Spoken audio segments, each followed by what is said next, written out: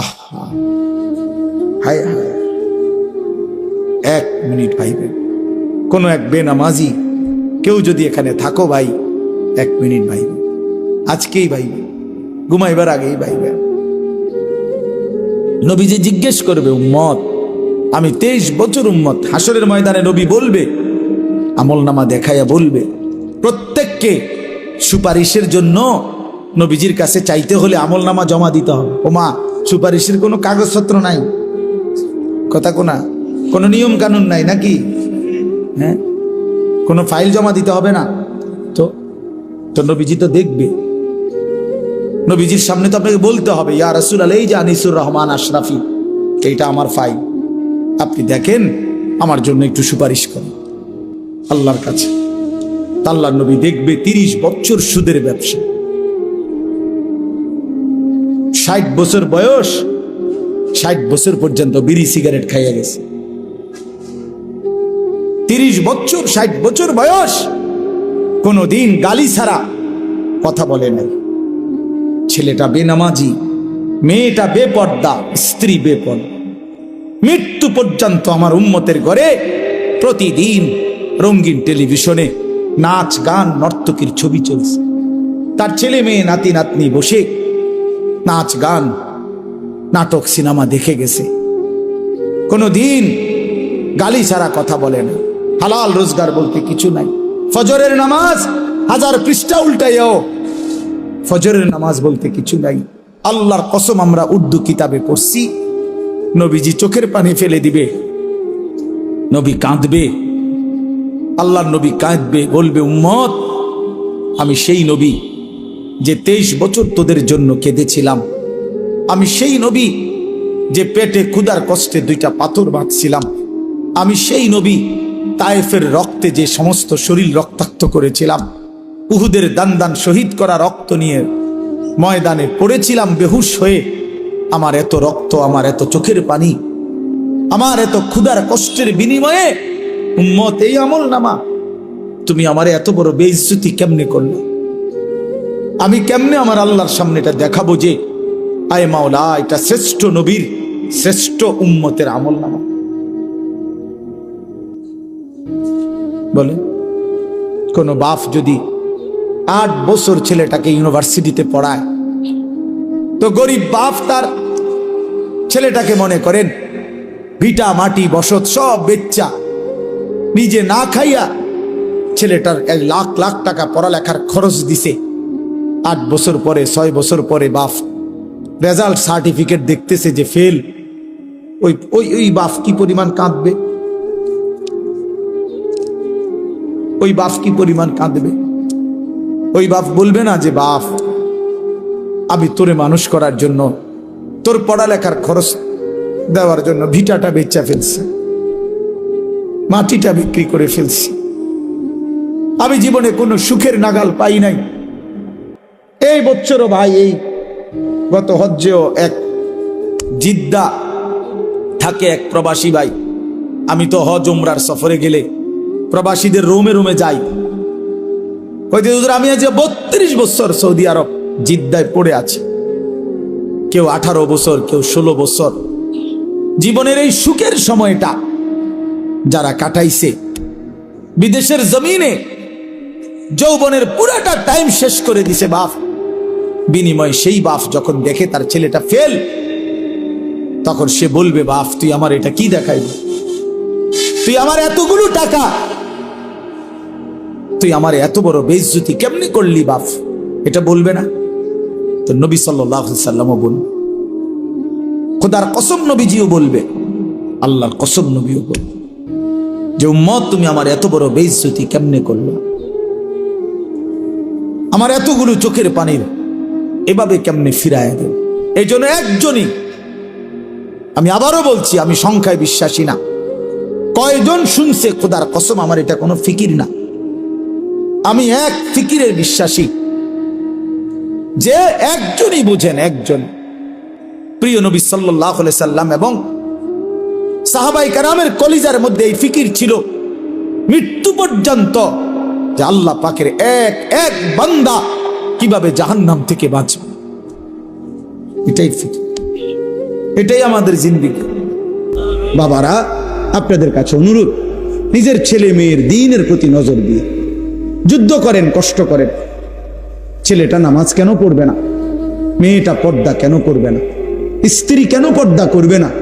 আপনি এটার উপরে হাজারবার চেষ্টা করেন। আলেমে দ্বীনকে পরামর্শ নেন, কোরআন সুন্নাহর দিক নির্দেশনা কি আছে এটা আপনি জেনে নেন। আপনি ওই পদ্ধতি প্রয়োগ করেন। স্ত্রী যদি নামাজ না পড়ে, আল্লাহর বিধান কি? স্ত্রী যদি পর্দা না করে, আল্লাহর বিধান কি? ছেলে মেয়ে যদি সেজদা না করে, হারামের মধ্যে লিপ্ত থাকে, আল্লাহর বিধান কি? এটা জেনে আমল করার চেষ্টা করেন। এমন নয়তো আপনিও আটকাবেন, সন্তানাদিও আটকাবেন। আখিরাতের ময়দানে কমপক্ষে প্রত্যেক মানুষকে নিজের এবং নিজ পরিবারের সদস্যদের ব্যাপারে আল্লাহ পাক জিজ্ঞাসা করবেন। এটুকুর জবাব সবাই দিতে হবে। কমপক্ষে এর মাফ কারণে আমি আর আমার বিবি বাচ্চা একই হিসাব আমারই দিতে হবে। তোমার বিবি বেনামাজি হলো কেন? বেপর্দা হলো কেন? তোমার ছেলে মেয়ে নামাজ পড়লো না কেন? আপনি কদ্দুর বলছেন, কি বলছেন, কদ্দুর চেষ্টা করছেন? আল্লাহর কাছে তো হিসাব আছে, ঠিক না? কথা বলে না কেন? আল্লাহর হিসাবে যদি হয় যে না, আমার বান্দা তার শেষ নিঃশ্বাস পর্যন্ত চেষ্টা করছে, তো ঠিক আছে, আল্লাহ মাফ করে দিবে। আর যদি আল্লাহ তো জানে আপনি কদ্দুর চেষ্টা করছেন না করছেন, আপনি নামাজের ফিকির করছেন যেদ্দুর, বিদেশের ফিকির করছেন তাতে 100 গুণ বেশি। আরে তো বাদ দাও, লাগতো না, পড়লে ফরুক, না পড়লে নাই, চাই বিদেশ ফাটাই দাও। বিদেশের 12 লাখ টাকা ব্যবস্থা করতে দুয়ারে দুয়ারে ঘুরছেন আপনি।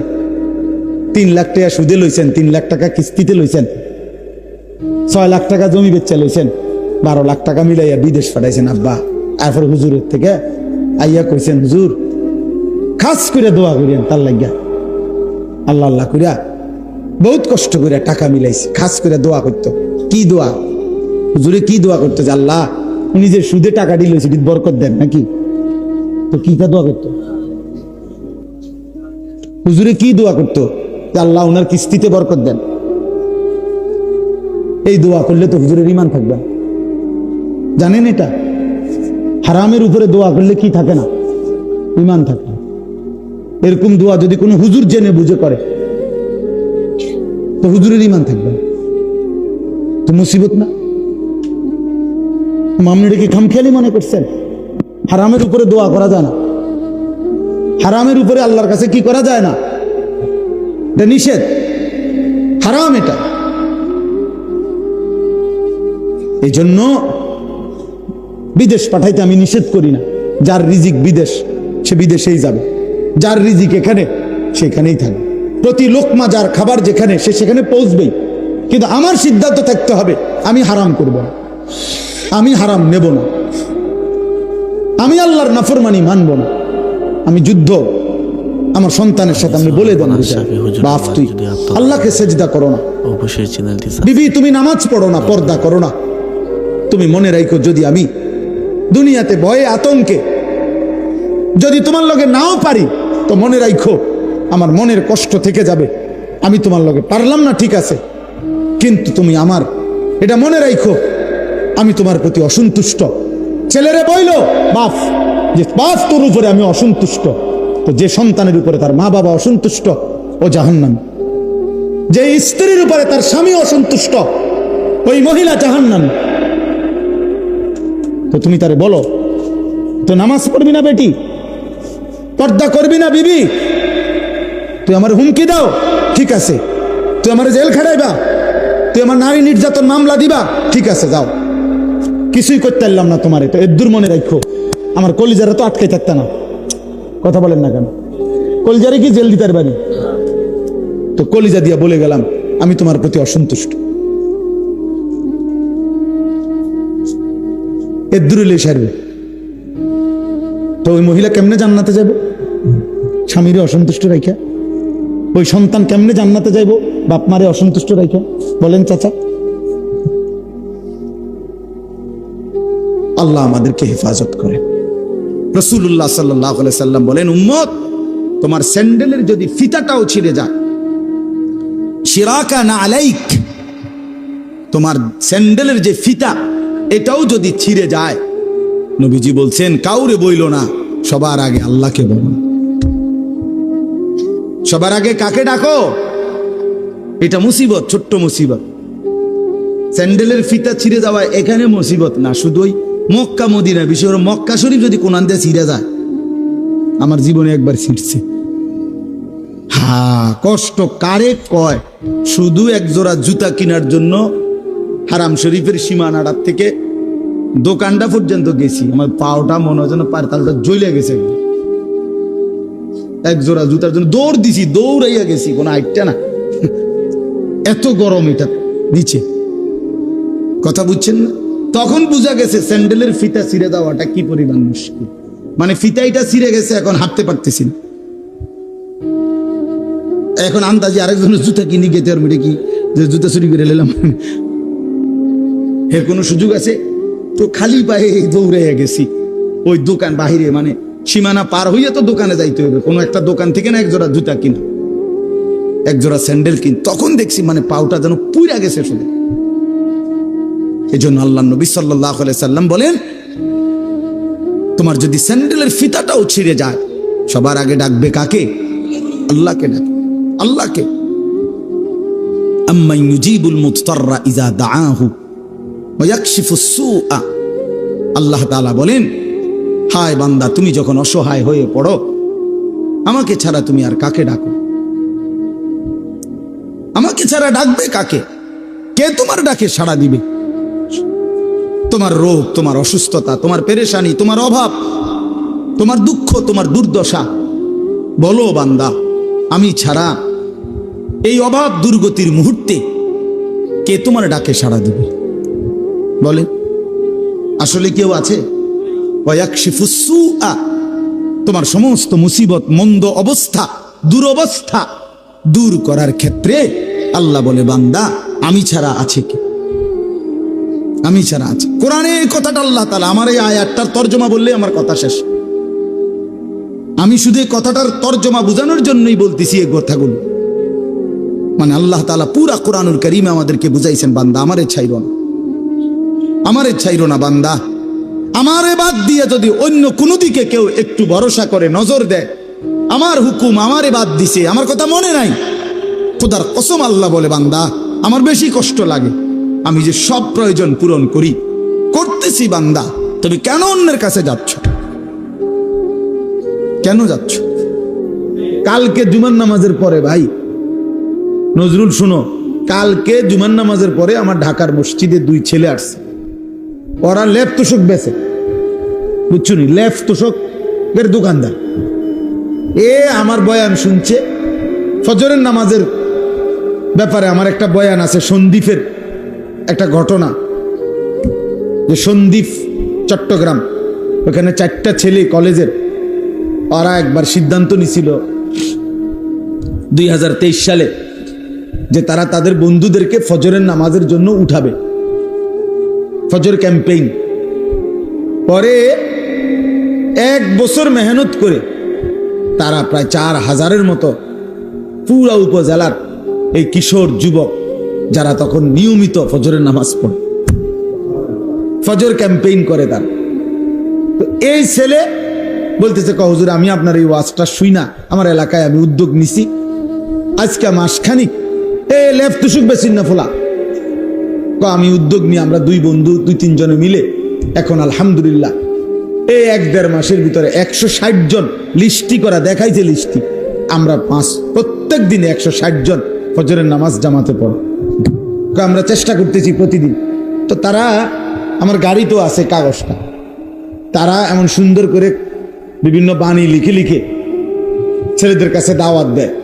তো দিয়া নিচে লেখছে তাগো একটা, এই কাফেলাটার নাম কি?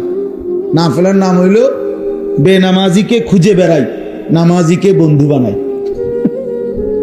এরকম শুনছে জীবনে আর কথা, এমন সুন্দর কথা? এই ফুলার মাথার থেকে যে এমন সুন্দর বুদ্ধি আইবা, আপনি বুঝছেন কোনো, ভাবছেন কোনো দিন? কি সুন্দর কথা না? আমিও তো জীবনে এমন সুন্দর কথা ভাবি নাই। বেনামাজিকে বন্ধু আরে খুঁজে বেড়াই, মানে তারা তালাশ করি আর কি, যে করে করে তারা ডাকি আমরা, আর নামাজিকে বন্ধু বানাই। ফিকির ফিকির চেষ্টা করলে সম্ভব। একটু একটু কাজ যদি সবাই করে যার যার জায়গা থেকে, জায়গা পৃথিবীর, আমার কাছে কিতাব আছে, আমার গাড়িতেও আছে, পৃথিবীর 4 ভাগের 1 ভাগ হলো মুসলমান। সারা পৃথিবীর জনগোষ্ঠীর 4 ভাগের কি 1 ভাগ হলো কি মুসলমান, 1/4, 4 ভাগের 1 ভাগ। তাইলে যদি একজন মুসলমান, কথার কথা একটা হিসাব ওইখানে লিখছে আরবি কিতাব, যদি একজন মুসলমান সারা জীবনে সে যদি মাত্র 4 জন মানুষের দায়িত্ব নেয়, যে আমি 4 জন মানুষকে কালেমার দাওয়াত দেব, চেষ্টা করব তার পিছনে টার্গেট করে, তাহলে পৃথিবীর সমস্ত জনগোষ্ঠীর কাছে কালেমার দাওয়াত পৌঁছে যাবে, কালেমার দাওয়াত পৌঁছে যাবে। তাহলে তোমরা ছেলেরা বলো ভাই, মুসলমানের ঘরে জন্ম নিয়ে তোমাদের রাত্র দিন কিভাবে কাটে? বলো, একটা ছেলে বলো, এই কি জীবন? নারী, ছবি, মোবাইল আর মন মতো চলা। কে তোমার বাবা, কে তোমার মা, কে তোমার আল্লাহ, কে তোমার নবী, কে তোমার রসুল, কে তোমার কিতাব, কিচ্ছু চেনো না। মুসলমানের সন্তান 4টা সূরা শুদ্ধ পড়তে পারে না। মুসলমানের সন্তান ওযু নামাজের ফরজটুকু আদায় করতে জানে না। শুক্রবারে আসে আর কি, আমরা বুঝি না, মসজিদে ঢোকে বাইর হয়, তামসা আর কি এর নামাজ, পারলে না পড়তো নামাজ, পারলে না পড়তো। মানুষে খারাপ করবো, মন্দ সন্দ বলবে যে তে এমন অজাত, ওদের শুক্রবারও আইয়ে না মসজিদ, এই শর্মে আসে যায় আর দেখছে তো মানুষ দেখছে। ধন্যবাদ। নাই তো ইমাম সাহেব সালামটা ফিরাইয়া সারে না 2 রাকাত ফরজের জুমার দিন, ওমা তারে এমন শয়তানে কামড়া, একটা কামড়ের লগে হেতে বাইরে যায়, একটা কামড়, মানে তার গুড়া কিরমি তার ফেডে এভাবে কামড় দিছে, সাথে সাথে দৌড় দিয়ে বাইরে গেছে, গুড়া কিরমি কামড়ায়। কারণ সে তো আসছে মূলত হাজিরা দিতে, ওই নামাজের জুমার আগের 4 রাকাত সুন্নত, জুমার নামাজের পরে 4 রাকাত সুন্নত, এত কিছু দিয়ে হেড টাইম আছে, এত আইসা হাজিরা দিত। মানুষে দেখছে তো, সারছে তো, জানে না মানুষে দেখছে, আপনি যে আইয়েন মসজিদ নাই তো 4 রাকাত সুন্নত জুমার নামাজের পরে, এটা ইমাম সাহেবের বাফের সম্পত্তি। কথা বলেন না কেন? এটা যদি সবার জন্য দরকার না হইতো তো ইমাম সাহেব পড়ে কেন? সামনের কাতারের মুসল্লিগুলো পড়ে কেন? বয়স্ক চাচারা পড়ে কেন? ওনারা বেকুব এই কারণে, ওনারা বোকা এই কারণে। তাহলে এই হাজিরা মার্কা নামাজ আখেরাতে কি মিলবে? আমার শায়েখ আল্লামা মুফতি মুশতাকুন নবী সাহেব বলে যে, হে মুসলমান, যেই নামাজ তোমার মসজিদের থেকে 100 হাত সামনে চা দোকানের আড্ডা, টেলিভিশনের আড্ডা থেকে ফিরাইতে পারলো না, সেই নামাজ তোমারে জাহান্নাম থেকে কেমনে ফিরাবে? বুঝাই তো যায় তুমি কি নামাজ পড়ছো, বুঝাই তো যায়, বুঝাই তো যায়। নামাজের মধ্যে যদি ওই যে আপনি লাল কালি দিয়ে যদি ভুল দাগ দেন, তো এরপরে আর সাদা লেখা পাইতেন না, পুরাটাই কি হয়ে যাবে? লাল হয়ে যাবে। আমার এক হুজুর বলছিল, আমি ছাত্রের খাতা কাটছি পরীক্ষার, সিদ্ধান্ত নিয়েছিলাম যে লাল কালি দিয়ে দিয়ে ভুল দাগ দিছি, এক একটা ভুলে 2 নাম্বার করে কাটা।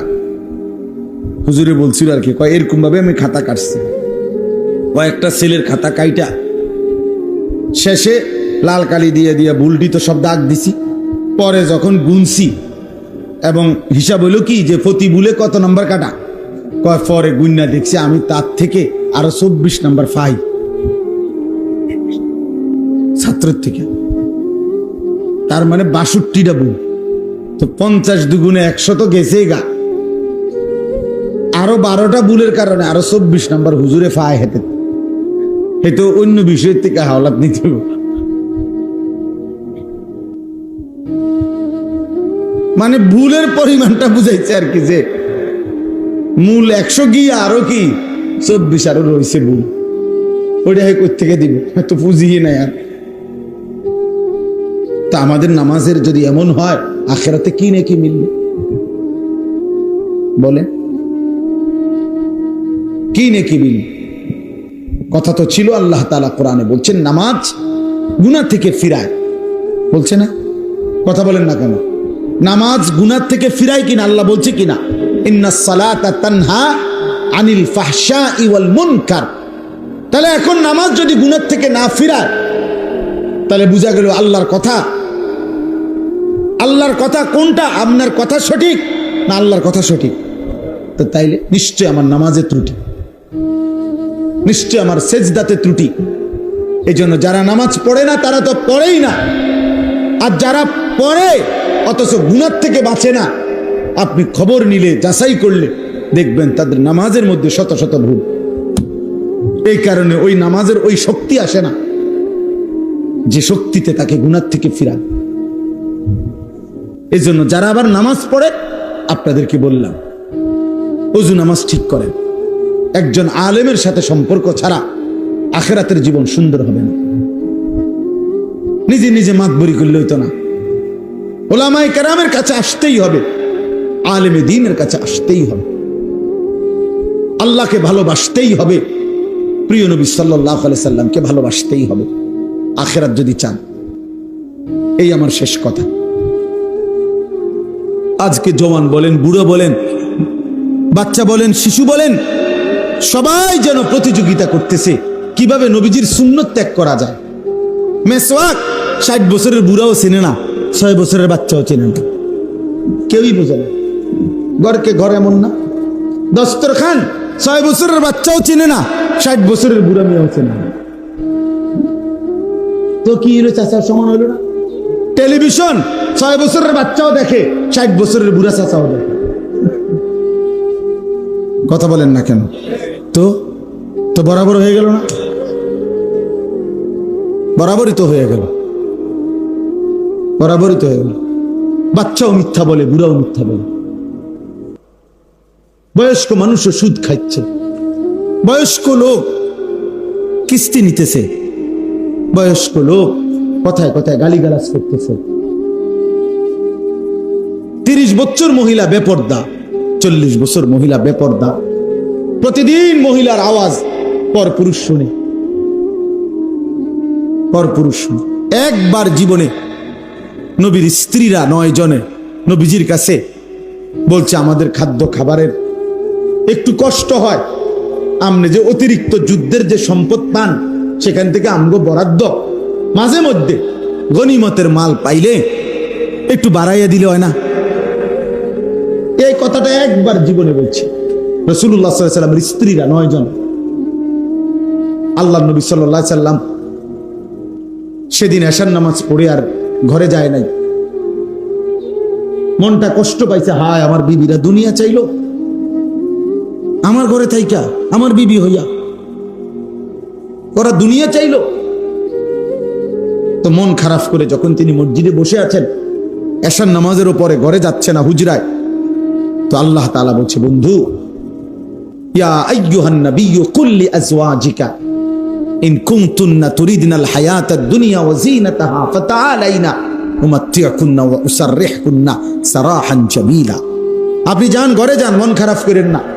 আপনার বিবিদেরকে গিয়ে বলেন, হে বিবিরা, যদি তোমরা দুনিয়া চাও, সম্পদ চাও, তো যা লাগবে, যা কিছু ফার্নিচার, আসবাব, গহনা, কসমেটিক্স যা লাগবে বলো, আমি সব তোমাদেরকে দিয়ে দেব, এক শর্তে, শুধু আমি রাসূলের স্ত্রী, এটা ছেড়ে দিতে হবে। বুঝেন নাই? মুহাম্মাদের স্ত্রী থাকতে পারবা না, আমার থেকে তালাক নিয়ে নিতে হবে, এরপরে যা বলো সব দেব, সব দেব। وَإِن كُنتُنَّ تُرِيدْنَ اللَّهَ وَرَسُولَهُ وَالدَّارَ الْآخِرَةَ فَإِنَّ اللَّهَ أَعَدَّ لِلْمُحْسِنَاتِ مِنكُنَّ أَجْرًا عَظِيمًا। আর যদি আল্লাহকে চাও, রাসূলকে চাও, আখিরাতকে চাও, তো এখন নিয়মিত নেক আমল করতে হবে, মুহসিনাত হইতে হবে, মানে নেককার নারী হইতে হবে। তাহলে আমি আল্লাহ ওয়াদা দিলাম সর্বশ্রেষ্ঠ বিনিময় জান্নাত দিয়ে দেব। সিদ্ধান্ত নাও, দুনিয়া চাইলে রসুল ছেড়ে দাও, আল্লাহ রসুল আখেরাত চাইলে দুনিয়া ছেড়ে দাও। আল্লাহ নবী সাল্লাল্লাহু আলাইহি সাল্লাম আম্মা জান আয়েশা রাদিয়াল্লাহু তাআলা আনহাকে বলছে, ঘরে আয়েশা নবীর স্ত্রী আয়েশাকে, আয়েশা শোনো, তোমাদের দাবি দেওয়ার ক্ষেত্রে আল্লাহর পক্ষ থেকে এখন আয়াত নাযিল হয়েছে, আমি শুনাইতেছি। তবে ভূমিকা বলছে নবী একটা, যে আয়াতটা বলার আগে আগে শোনো, তৎক্ষণাৎ জবাব দিও না। তুমি বাকি 8 জনের লগে মিটিং করো, মশওয়ারা করো, পরামর্শ করো। প্রয়োজনে তোমরা তোমাদের বাড়িতে যাও, যাইয়া তোমাদের আব্বা মা, ওই ছেলে ওই দিক দিয়ে জায়গা আছে তো বাবা, ওই দেখো ওই দরজাটা দিয়ে ঢোকো, তুমি আও বাপ, এদের ঢুকে শোনো কতক্ষণ। তো দেখেন নবীজি ভূমিকা কয় যে তোমাকে আব্বা মার লগে দরকার হলে গিয়ে কি করো, বুঝ কইরো, পরামর্শ কইরো, তোমরা মিটিং করো। তো এরপরে উত্তর দিলে চলবে, নগদ উত্তর দিও না। আয়েশা রাদিয়াল্লাহু তাআলা আনহা বুঝছে ঘটনা ভালো না, মনে আর বুঝুন তো যা বুঝার বুঝাই লাগছে যে লক্ষণ বালা না, যে এমনি গুছাইতে আছে। তো বলতেছি ইয়া রাসূলুল্লাহ, কারে কারে জিগামু এটা পরে, আগে আয়াত বলেন, মানে আল্লাহ কি নাজিল করছে এটা না আগে কইবেন। পরামর্শ তো কার লগে করবে সেটা আমি বুঝুমু, আপনি আগে বলেন কি ঘটনা, কি আয়াতে না কইবেন আগে। তো নবীজি বলছে আল্লাহ এই আয়াত নাজিল করছে, দুনিয়া চাইলে নাও, রসুলকে ছেড়ে দাও। আখেরাত চাইলে আল্লাহকে চাইলে, রসুলকে চাইলে অপেক্ষা করো, আখেরাত মিলবে, আজরে আজিম মিলবে, জান্নাত মিলবে। আম্মা জান আয়েশা রাদিয়াল্লাহু তাআলা আনহা বলেন, আল্লাহর কসম ইয়া রাসূলুল্লাহ, কাউকে জিজ্ঞেস করতে হবে না, বাকিদের লোক পরামর্শের দরকার নাই, মা বাবার পরামর্শ দরকার নাই। যদি আপনাকে হারাইতে হয়, দুনিয়া যদি আমি 100বারও পাই, আমি এমন দুনিয়া চাই না। আপনাকে হারিয়ে, আপনার মতো স্বামীকে হারিয়ে এই দুনিয়া আমি 100বার দিলেও নেব না। প্রত্যাখ্যান করছেন যে আরে না, বলেন কি, বলছিলাম একটা আবদার, কিন্তু তার মানে আপনাকে হারাবো। আসসালামু আলাইকুম প্রিয় দিনী বন্ধুরা, আনিসুর রহমান আশরাফি হুজুরের ওয়াজ যদি আপনাদের ভালো লাগে অবশ্যই চ্যানেলটি সাবস্ক্রাইব করবেন। ধন্যবাদ।